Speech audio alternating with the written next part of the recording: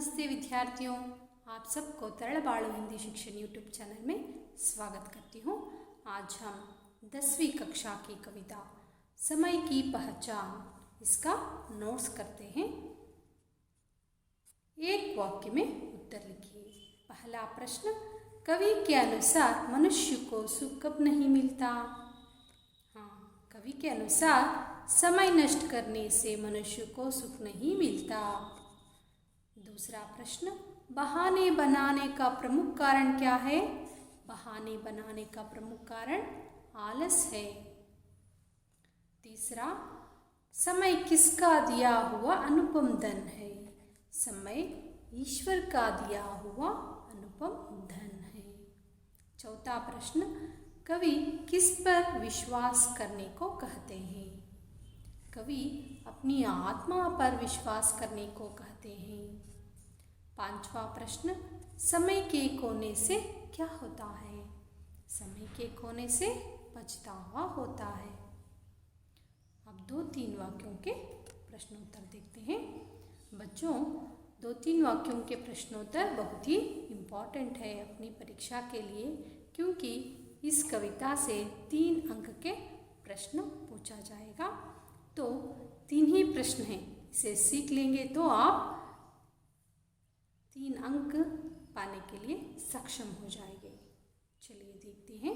पहला प्रश्न, मनुष्य के लिए सुख की प्राप्ति कब संभव है?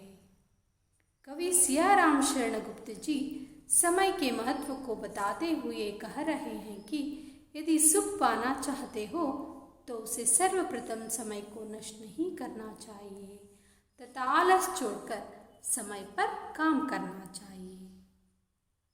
दूसरा प्रश्न, समय का सदुपयोग कैसे करना चाहिए? तो ये तो बहुत ही इम्पॉर्टेंट क्वेश्चन है बच्चों, चलिए जान लेंगे। कवि का कहना है कि हमें आलस छोड़ना है और आज का काम आज ही करना है, उसको कल पर नहीं छोड़ना चाहिए। ತುಂಬ ಇಂಪಾರ್ಟೆಂಟ್ ವಾಕ್ಯ ಇದು, ಇದನ್ನು ಕಲಿತು ಬರೀರಿ। क्योंकि एक बार जो समय को खो देता है वह उसे चक्रवर्ती होकर भी दोबारा नहीं पा सकता है। तीसरा प्रश्न, कविता के अंतिम 4 पंक्तियों में कवि क्या कहना चाहते हैं? कविता के अंतिम 4 पंक्तियों में कवि सियाराम शरण गुप्त जी कह रहे हैं कि यदि जीवन में सफल होना चाहते हो तो जो काम कर रहे हो उसे अपने मन लगाओ और संदेह छोड़कर अपनी आत्मा पर विश्वास रखो, क्योंकि जो अच्छे अवसर खो देते हैं वह हमेशा पछताता है। ಅರ್ಥ ಆಯ್ತಲ್ಲ ವಿದ್ಯಾರ್ಥಿಗಳೇ? ಮುಂದಿನ ಅಭ್ಯಾಸ, सही शब्द चुनकर रिक्त स्थानों की पूर्ति कीजिए। जो करना है डैश कल हो क्या जाने, करो अभी। दूसरा, चाहो तुम क्यों नहीं डैश भी होके, चक्रवर्ती भी होके। तीसरा, यही समय ही अहो तुम्हारा डैश जीवन है, शुभ जीवन है। खोकर पीछे से डैश पछताओगे, सर्वथा पछताओगे। ಮುಂದಿನ ಅಭ್ಯಾಸ, ಅನುರೂಪತಾ, आलस परिश्रम, नष्ट लाभ। जानो मानो, लगा दो भगा दो। तीसरा, धन निर्धन, ये तो विलोम शब्द है, तो दिया के लिए लिया। जीवन मरण, खोना पाना। अगला अभ्यास, जोड़ कर लिखिए। उद्योगी का सही जोड़ सुसमय, आलस बहाना, जीवन पल पल, समय अनुपम धन, द्रव्य समता। अगला अभ्यास, उदाहरण के अनुसार तुकांत शब्दों को पहचान कर लिखिए। ಇಂಗ್ಲೀಷಲ್ಲಿ ನಾವು ರೈಮಿಂಗ್ ವರ್ಡ್ಸ್ ಅಂತ ಹೇಳ್ತೀವಿ ವಿದ್ಯಾರ್ಥಿಗಳೇ, ಕನ್ನಡದಲ್ಲಿ ಪ್ರಾಸಪದಗಳು। ಈ ಪ್ರಾಸಪದಗಳನ್ನು ನಾವು ನೋಡೋಣ।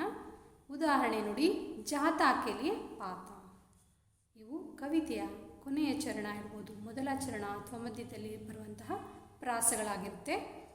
बहाने जाने, समता चिंता, धन जीवन, लगा दो भगा दो, जानो मानो, पाओगे पछताओगे। आयतला अगला अभ्यास, नीचे दिए गए शब्दों का शुद्ध रूप लिखिए। ಇಲ್ಲಿ ಸ್ಪೆಲ್ಲಿಂಗ್ ಮಿಸ್ಟೇಕ್ಸ್ ಇದೆ, ಅದನ್ನು ಸರಿಯಾಗಿ ಮಾಡಿ ಬರಿಬೇಕು ನೀವು। चक्रवर्ती चक्रवर्ती इस तरह लिखना है। चिंता चिंता। तीसरा नष्ट नष्ट। चौथा अलस नहीं आलस। पांचवा सर्वथा, इसका सही रूप सर्वथा है। आठनेदु संयम, इसका सही रूप संयम है बच्चों। अगला अभ्यास, उदाहरण के अनुसार शब्द लिखिए। नोड्री समय सुसमय, सु ಶಬ್ದವನ್ನು ಸೇರಿಸಬೇಕು। ಸು ಅಂದರೆ ಅರ್ಥ ಏನು? ಒಳ್ಳೆಯ। ಸಮಯ ಅಂದರೆ ಬರೀ ಸಮಯ, ಸುಸಮಯನೇ ಒಳ್ಳೆಯ ಸಮಯ ಆಗುತ್ತೆ। ಈ ರೀತಿ ನೋಡಿ, ಮೊದಲ ಅಭ್ಯಾಸ, ಪುತ್ರ ಸುಪುತ್ರ, ಫಲ್ ಸುಫಲ್, ಇತ್ನಾ ಹಿ। ಮನ್ ಸುಮನ್, ಸು ಸೇರಿಸ್ತಾ ಹೋದರೆ ಆಯಿತು ವಿದ್ಯಾರ್ಥಿಗಳೇ। ಯೋಗ್ಯ ಸುಯೋಗ್ಯ, ಯಶ್ ಸುಯಶ್, नाद सुनाद, मति सुमति। अगला अभ्यास, समय के महत्व से संबंधित निम्नलिखित दोहा और कविताओं को पढ़िए और लिखिए, कक्षा में चर्चा कीजिए। ಇಲ್ಲಿ ಒಳ್ಳೊಳ್ಳೆ ದೋಹೆಗಳನ್ನು ನೀಡಲಾಗಿದೆ ವಿದ್ಯಾರ್ಥಿಗಳೇ, ಇವುಗಳನ್ನು ನೋಡಿ ನಾವು ಅರ್ಥ ಮಾಡಿಕೊಳ್ಳುವ ಪ್ರಯತ್ನ ಮಾಡೋಣ। कल करे सो आज करे सो अब, फल में परलय होवेगी ಬಹುರಿ ಕರೆಗ ಕಬ್। ಇದು ಕಬೀರ್ ದಾಸರ ಒಂದು ದೋಹೆ ಆಗಿದೆ ವಿದ್ಯಾರ್ಥಿಗಳೇ। ಇದನ್ನು ನಾನು ಪಾಠವನ್ನು ಎಕ್ಸ್ಪ್ಲೇನ್ ಮಾಡಬೇಕಾದ್ರೆ ನಿಮಗೆ ತಿಳಿಸಿದ್ದೀನಿ ಹಿಂದಿನ ವಿಡಿಯೋದಲ್ಲಿ। ಅಂದರೆ ನಾಳಿನ ಕೆಲಸವನ್ನು ನಾವು ಇವತ್ತೇ ಮಾಡಬೇಕು, ಇವತ್ತಿನ ಕೆಲಸವನ್ನು ಈಗಲೇ ಮಾಡಬೇಕು, ಯಾರಿಗೆ ಗೊತ್ತು ನಾಳೆ ಏನಾಗೋಗುತ್ತೆ, ನಿನಗೆ ಮಾಡೋದಕ್ಕೆ ಸಮಯನೇ ಸಿಗೋದಿಲ್ಲ ಅಂತ। ಎರಡನೇ ದೋಹೆ, उठ जाग मुस्किर बोर हुई भई, बोर यानी ಮುಂಜಾನೆ। अब रैन कहाँ जो सोवत है, ಯಾವಾಗಲೂ ನಿದ್ರಿಸೋನಿಗೆ ಅವನಿಗೆ ಅಭಿವೃದ್ಧಿ ಇರೋದಿಲ್ಲ, ಬೆಳಗ್ಗೆ ಬೇಗ ಏಳಬೇಕು। जो सोवत है सो खोवत है, जो ಜಾಗತ್ है सो ಪಾವತ್ है। ಬೆಳಗ್ಗೆ ಯಾರು ಬೇಗ ಹೇಳ್ತಾರೆ ಅವರು ಇಡೀ ದಿನ ಚೆನ್ನಾಗಿರುತ್ತೆ, ಅವರ ಜೀವನವನ್ನು ಕೂಡ ಚೆನ್ನಾಗಿ ನಡೆಸ್ತಾರೆ। ಜೋ ಜಾಗತ್ ಹೈ ಓ ಪಾವತ್ ಹೈ, ಅವರು ಲಾಭವಾಗೇ ಇರ್ತಾರೆ ಅಲ್ವಾ। ಮೂರನೇದು, ಜೋ ಆಜ್ ಕರ್ನಾ ಸೋ ಅಬ್ ಕರ್ ಲೇ। ಚೌಥಾ, ಜಬ್ ಚುಡಿಯಾ ಚುಗ್ ಗಯಿ ಖೇತ್ ತಬ್ ಪಚ್ತಾಯಿ ಕ್ಯಾ ಹೋತಾ ಹೈ। ಅಂದರೆ ನೋಡ್ರಿ, ಉದಾಹರಣೆಗೆ ಕೊಟ್ಟಿದ್ದಾರೆ ಈ ದೋಹೆಯಲ್ಲಿ, ಒಂದು ಫಲ ಬಂದಿರುವಂತಹ ಒಂದು ಖೇತ್ ಅಂದರೆ ಹೊಲ ಅಲ್ವಾ, ಅದನ್ನು ಫಲ ಬಂದಾಗ ಅದನ್ನು ಕಾಪಾಡಿಕೊಳ್ಬೇಕಾದವನು ರೈತನ ಒಂದು ಕೆಲಸ ಆಗಿರುತ್ತೆ। ಆದರೆ ಎಲ್ಲ ಪಕ್ಷಿಗಳು ತಿಂದೋಗೋದಕ್ಕೆ ಬಿಟ್ಬಿಟ್ಟು ಆಮೇಲೆ ನನಗೆ ಅಯ್ಯೋ ಏನಾಯಿತು ಅಂತಂದರೆ ಸಿಗೋದಿಲ್ಲ। ಚಿಡಿಯಾ ಚುಗ್ಗಯಿ ಖೇತ್ ತಬ್ ಪಚ್ತಾಯಿ ಕ್ಯಾ ಹೋತಾ ಹೈ, ಆ ಸಮಯದಲ್ಲಿ ಅವನು ಬಂದು ಕಾವಲು ಮಾಡಬೇಕಿತ್ತಲ್ಲ। ದೋಹೆಗಳು ಎಷ್ಟು ಚೆನ್ನಾಗಿದೆಲ್ಲ। ಮುಂದಿನ ಅಭ್ಯಾಸ ನೋಡೋಣ। तालिका में महीनों का नाम लिखिए और 30 दिन आने वाले महीनों में हरा रंग, 31 आने वाले महीनों में पीला।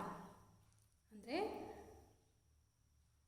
30 ದಿನ ಬರುವಂತಹ ತಿಂಗಳುಗಳಿಗೆ ನೀವು ಹಸಿರು ಬಣ್ಣ, ಮತ್ತು 31 ದಿನ ಬರುವಂತಹ ತಿಂಗಳುಗಳಿಗೆ ಹಳದಿ ಬಣ್ಣ। ಅದೇ ರೀತಿ 28 और 29 आने वाले महीने में लाल रंग भरिए। 28, 29 ದಿನ ಬರುವಂತಹ ತಿಂಗಳಿಗೆ ನೀವು ಕೆಂಪು ಬಣ್ಣವನ್ನು ತುಂಬಬೇಕು। ಇಲ್ಲಿ ಮಾಡಿದೆ ನೋಡಿ, 28, 29 ದಿನ ಅಂದರೆ फरवरी। 30 दिन आने वाले महीने कौन कौन से हैं? अप्रैल, जून, सितंबर, नवंबर। 31 दिन आने वाले महीने जनवरी, मार्च, मई, जुलाई, अगस्त, अक्टूबर, दिसंबर। इसको पीला रंग दिया गया है बच्चों। 30 दिन वालों को हरा रंग दिया गया है। तो आप भी इसी तरह नोट्स में लिखिए और प्रश्नोत्तर को सीखिए। धन्यवाद।